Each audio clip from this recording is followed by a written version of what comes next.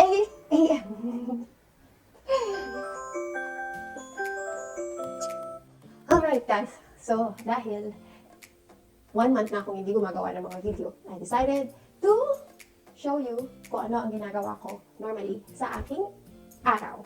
And because we will be moving soon, of course, it would be nice if ipapakita ko sa inyo ang apartment namin dito sa Spain bago kami umalis. So, samahan niyo ako and I'll tour you around my house and my day.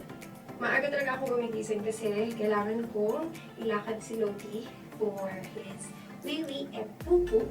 But every time, like pagkagising ko, I need to clean my face, like do my morning skincare routine, like right after waking up. Kasi guys, before, hindi ko siya ginagawa. Like when I wake up, diretso ako either mag-prepare ng breakfast o di naman kaya paglilinis ng bahay. But then, from research, dahil nga nag-umpisa ako ng beauty channel, pero hindi ko naman tinuloy. So when you're resting or when you're sleeping, so your pores are like open. So, the more na open siya, maraming mag-stick na germs or mga bacteria. Not necessarily germs na or halimbawa yung mga dirt na nandun sa kama nyo. For example, you're someone na hindi naman palagi nagpapalit ng kumplekama. So, mag-stay siya dun sa mukha mo. So, while the pores is open, pwede siyang, parang kainin ng pores mo. So, yun yung magkukos ng mga pimple. So, yeah. Maybe next time I will share kung ano yung mga ginagamit ko. Magkaiba kasi yung morning skincare routine ko. If you see this, nandiyan lahat. Kulang pa yan dahil nga naubusan ako, hindi ako makabili. So, dahil masyado pang maaga, normally, ganitong oras, lalabas na ako to walk low-key o di naman kaya pag sinisipag ako at napilitan ako, magja-jogging kami ni Artur. But since now, I plan to do some grocery and yung grocery store kasi dito, nag-open siya ng 9 a.m. So, kailangan pa nating mag-wait around before 9 a.m. So, since we still have like 40 minutes, wait muna tayo. And then, I will show you a bit around outside.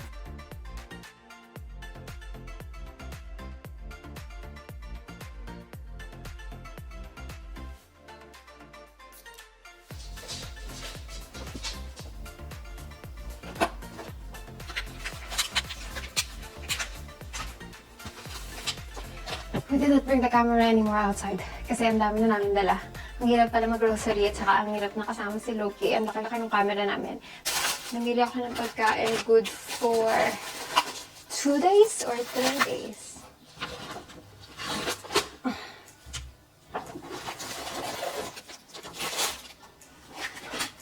Rice.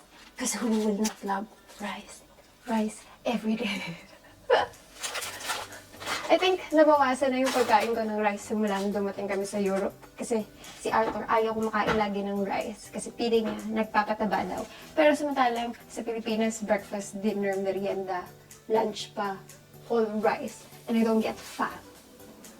Oh, cebola. So in the Philippines, I do remember, my mom always cook, or my lola always cook something like, parang omelette. Hindi omelette. So, parang yung itlog, tapos merong patatas, tapos gagawa ka ng parang pizza. Akala ko, sa Pilipinas lang meron nun, or akala ko sa bahay lang ginagawa yun, or kung sino man mga kakilala ko. Not knowing, it's a dish in Spain. Like, yeah, they call it cebola. So, sabi ko, parang Pilipinas lang. Parang normal na pagkain lang sa Pilipinas, and dish na siya dito sa Spain.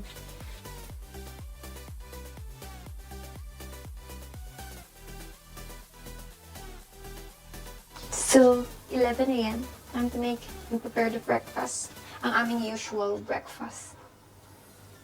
Loki's breakfast. No, Loki's dream breakfast.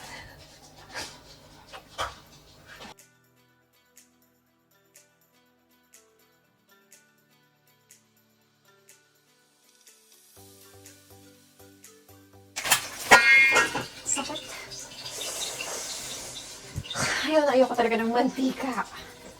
Sakit. Ilan ba ang tissue?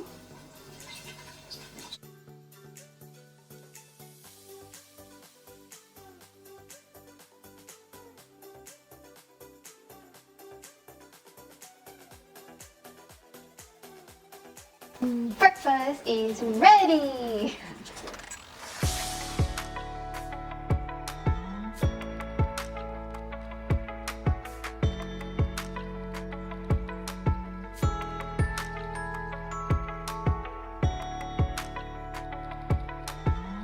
every time na magbe-breakfast kami, kahit na ako ang unang kumain, or kahit na ako ang unang umupo sa mesa, ako pa rin yung laging last pagdating sa pagkain. Dahil sobrang bagal kong kumain, at saka, siguro dahil na rin sobrang daldal ko.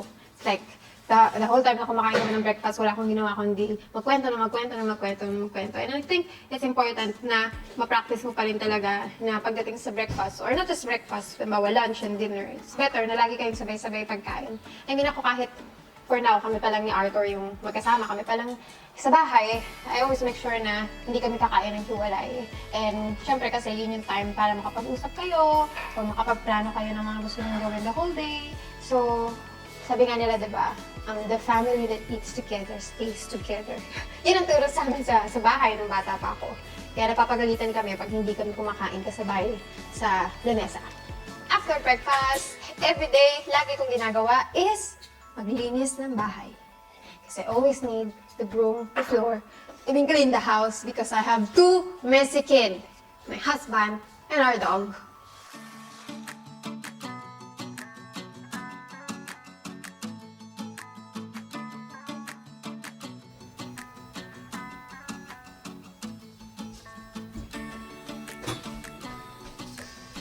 Go! I gotta meditate!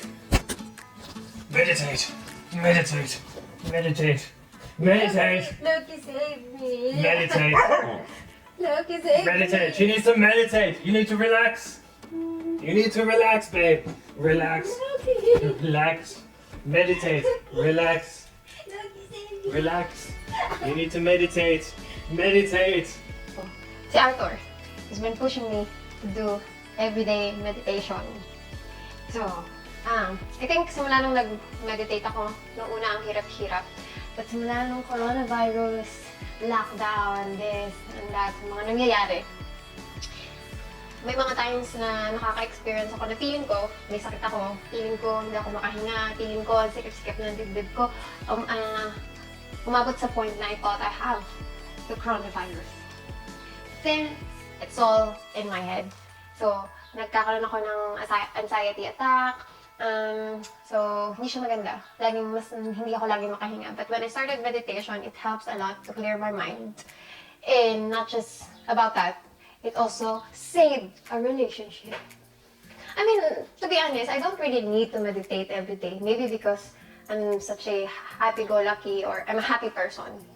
Hindi ako yung tipong matagal na mag-kim-kim ng galit, or basta pag nagalit ako, after a few hours, okay na ulit ako. Unlike with Artur, who needs to meditate every day because Eat it every day. every day, he's so annoying. Everything for him is annoying most of the time. And we fight a lot before nung hindi pa kami nag-meditate.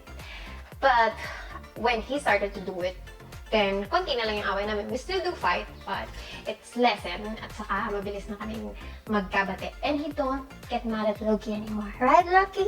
Ta-da! Welcome, Loki. Welcome. So, let's start our... Loki, no! Stick! Stick! Stick! Inside. Sisi mo. Going to house tour, Loki. So, just to give you a heads up, masyadong makalat sa bahay. Hindi ako nag-ready since like what I said earlier, we got stuck in the process of moving out. So, I am then starting packing already. May mga naligpit na ako. And sa taas, sobrang kalat. And marami pang mga items kami na hindi ko pa nai-impake because hindi namin alam kung kailan kami makakaalis ng Spain. So, on this side, guys, ito ang aming dining. Dapat living room siya, pero bigyan naman na namin siyang dining area kasi nga wala naman kami masyadong mga furniture. Like, sobrang konti ng mga binili namin. Kung ano lang yung mga kailangan namin talaga. Since dalawa lang naman kami. Area, halos, Loki, wala kang makikita kundi ang bike ni Artur at ang kulungan namin kay Loki kasi nga wala na kaming ibang gamit. And guys, here, malapit na kaming ito na mga gamit namin, iligpit ko na. At wala naman akong ibang maaasahan to pack our stuff, but just me. Because Artur will not pack, will not clean, will not do anything. This is my kitchen. So probably, isa siya sa mga gamit na area ko. Kahit pagtambay, dito rin ako tumatambay kasi nga Ako lang naman sa amin ang nagluluto. And I really love this kitchen because it's big enough for me when I need to prepare for food. And there's enough space for just one person to prepare yung kakainin namin for the day. Like, for example, if may bisita man kami and we need to cook a lot, at least kahit dalawa, tatlo yung nasa kitchen, possible siya na makilusan. Again, itong mga gamit na to probably dadali namin sa paglipat namin sa Belgium. And guys, lilipat kami ng Belgium. So, when we move to Europe, and nandito na kami sa Valencia and we have our own house, pagdating sa pagluluto, medyo nanibago ako kasi wala kaming patis. Walang fish sauce sa mga market dito. As in, wala. So, sa Pilipinas kasi, nasanay ako na every time na magluluto ako ng kahit ano, I always use patis. Parang pagigisa. So, yun. Ang gamit na gamit sa Pilipinas, patis, toyo, saka vinegar. And here, pag nagpunta ka ng market, you can buy soy sauce. Pero lagi, ang liliit lang. At saka madala siya, parang ang panlasa ko is yung mga sausawan na pag inilagay mo sa putahe, naiiba yung lasa. Thankfully, there is an Asian store na malapit dito, like 15-20 minutes away from here. So, doon nakabili na ako ng mga suka, ang toyo, at saka patis. So, at least, kahit nandito na kami, mabilis pa rin ako makapagluto ng mga Filipino food na gusto ko. At saka, ay mga Filipino na gusto ni Artur. Artur don't like Filipino food, right? How don't I like Filipino You food? told me once you don't like Filipino food. You said Filipino food is We eat disgusting. Filipino food every day. That you cook. Unless I cook it. Yes, That's what I'm going to say. But, in short, you hate it if I don't cook it. So, you hate Filipino food. No, I mean, I hate the restaurants that cook it. Filipino food is great. You're such a liar. I'm not a liar. Before you told me, whenever I say, oh, I miss Filipino food, why you miss Filipino food? It's shit. Filipino food is the worst food among I changed my Asia. opinion. Filipino food is great. Now you're saying nice thing about Filipino when everything you say about Filipino is bad. The Philippines is bad. No. The people is The bad. problem The is food the is people bad. who cook Filipino food usually cook terrible. The only Filipino food that's good is the one that you cook, or the one that somebody who's a good cook cooks. When you go to a restaurant, it's usually dirt. Whatever. So I like Filipino food that's prepared with love, which honestly there's not that much of in the Philippines. If ever one of you will be my friend and you will come to visit me here in Europe, please bring me green mango. Kaya sobrang miss ko na ang green na mangga. And what I can get here is this. It looks like an apple mango. But here, they call it Brazilian mango. And it's not even close sa manggang hilaw sa Pilipinas na may bagoong or toyo at asin. Nangangasim-ngasim ako. So, bihira akong kumain ng mangga ngayon kasi nga hindi ko siya bet. Mas gusto ko yung nasa Pilipinas. This is the sunny balcony. I mean, thankful kami na sa parte ng bahay na to, merong part ng house na nasisinaga ng araw. So, since magsimula yung lockdown, yung quarantine, so syempre lahat bawal lumabas ng bahay and yung iba, hindi na naiinitan ng araw. So, di ba nga, ang dami nagko-complain kasi parang nangihina sila lalo. But at least here, thankful kami that when it's summer, tulad ngayon, if gusto lang everyone miss the beach. Or, so, yung mga gusto ng sunlight or sunbathing, you can do it here. Like sunbathe. We go to our toilet. The only thing that I don't like in this house is the toilet door. Kasi guys, pag magna-number 2 ka or magpupup ka, there is no lock. Parang di push lang to, di ganyan. So minsan, pag yung nasa loob ka, tapos tahimik ka, tapos halimbawa si Artur, bigla na lang papasok sa loob, bigla na lang mo-open, ayun, nakikita ka. So yun lang ang ayoko dito. Sana nang meron siyang lock, kaya hirap na hirap ako. And this is the area kung saan ako laging nag-makeup, magsa-selfie, and yeah, dahil gusto ko itong mirror na to. So let's see the bathroom. Ta-da! This is our area. So, okay din siya. We have the bathtub, we have the wide area, and guys, look at this. Bihira, di ba babe, in Europe, it's not normal or common to have a bidet No, not common. It's not common. So kaya nga, probably, if you see a lot of videos in Facebook, people are panicking, buying toilet papers, this and that, it's because first, they don't use tabo, like in the Philippines. That's why we don't use that much of toilet paper. And most of the time in the Philippines, lahat ng bahay mayroong mga bidet. And this is the office. Ito dapat yung pinaka-master bedroom ng apartment. But since hindi naman namin kailangan na magkahiwalay na kwarto, and mas prepared ni Artur yung kabilang kwarto kasi doon may balcony. So ito na lang yung ginawa namin na office area. So most of the time, dito ako nag-shoot ng mga video ko. If mapapansin nyo sa ibang mga video ko.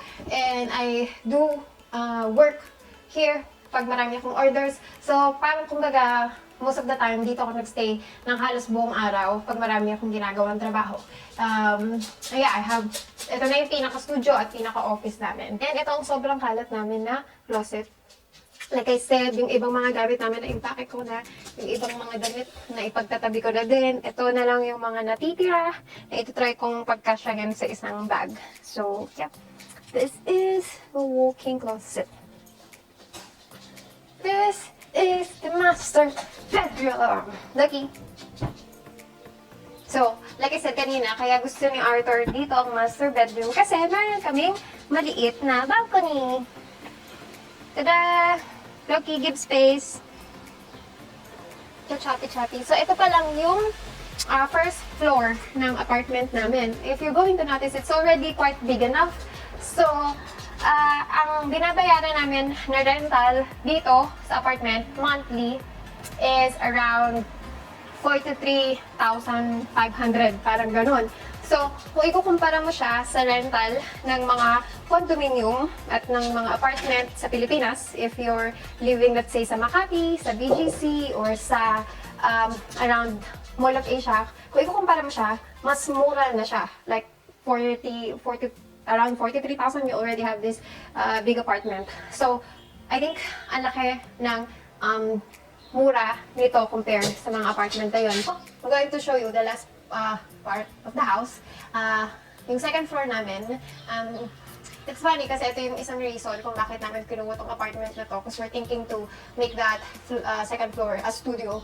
Kasi nga may mga ginagawa akong photoshoot and other racket na ginagawa ko nung hindi pa ako nagsisimulang gumawa ng mga visa application na assistant. So, dahil after a few months, tinamad na akong gawin yung racket. Hindi pa minsan-minsan ginagawa ko pa rin. Ngayon is tambakan na lang siya. But, we're going to disturb our Arturs friend who's staying upstairs. Na-stuck siya kasama namin. He was not able to leave Spain anymore. But yeah, his Arturs friend, tinuturuan niya siyang mag-poker. So we're going to disturb him and I'm just going to let you see upstairs. Halos empty siya. So guys, huwag kayong shock if upstairs is way messier than down here.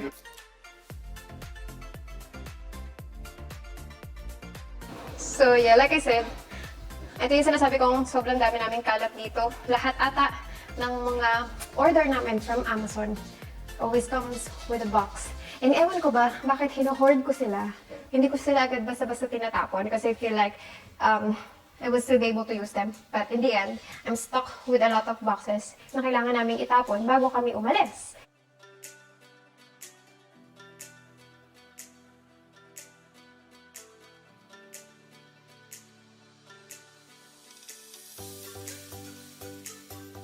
That's the tour for the whole house.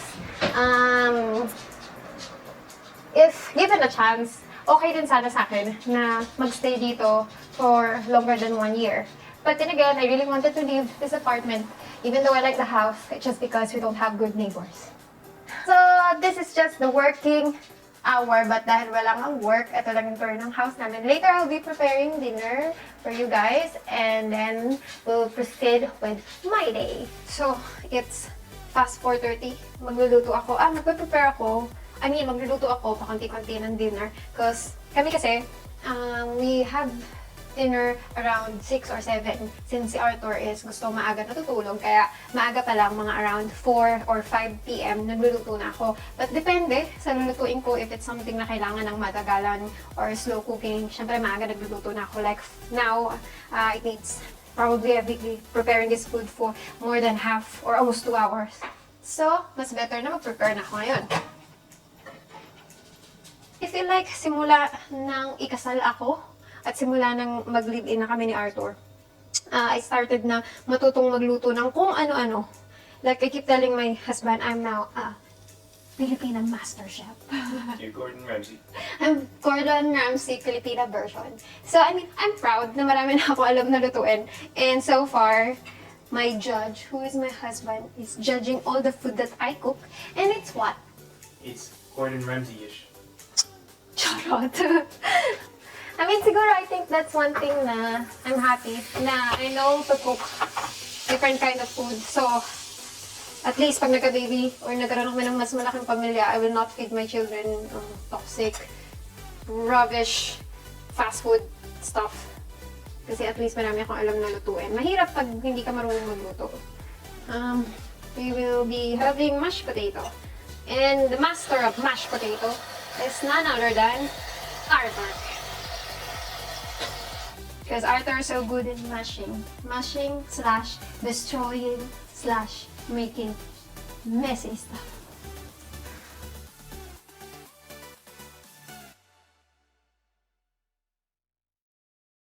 Arthur's contribution, chopping vegetables.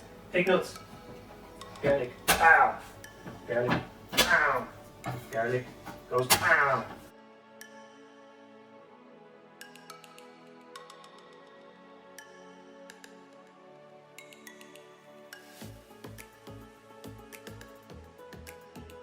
How creamy Arthur's mashed potato.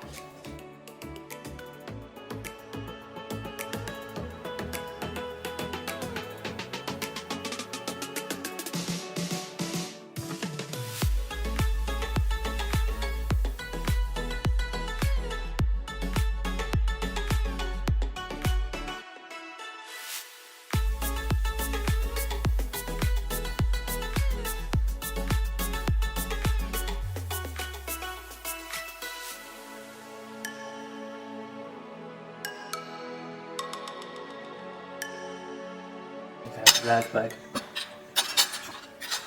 And because I'm the cook, Arthur's the cleaner. Oh. And Adam's the washer. Oh.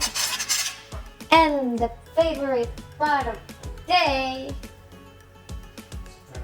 No, not literally sa pan. Movie time, series, or anything that we watch together in the bed with Loki. So, syempre, there are times, halimbawa sobrang busy. Si Artur, meron siyang mga ginagawang his own work or if he's playing poker ako, pag may mga trabaho din ako. So, most of the time sa buong araw, may magkahiwalay kami ng mga ginagawa. So, we make sure na pagdating ng like at this hour, ng mga gabi or like just before going to sleep, nanonood kami ng movie or some bonding time. And this is the last time Loki is allowed in our bed. Kasi hindi siya pwedeng matulog dito. Kasi lagi siyang madumi. Kasi lumalabas tapos hindi nag-push ng paa. So, I'll see you for bedtime.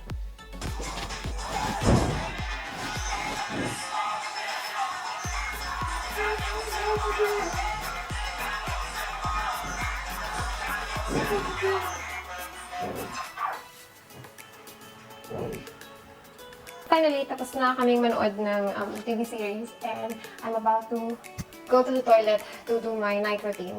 But then again, hindi ko na dadalhin yung camera kasi malalobat na din. So I'm going to end it here. Artur will be sleeping. It's past 9 p.m. Magmumuni-muni muna kami bago kami matulog. But yeah, this is our day and hopefully na-enjoy nyo yung tour around our house. So yeah, I'll see you on my next video. Bye and good night. Good night! Good night.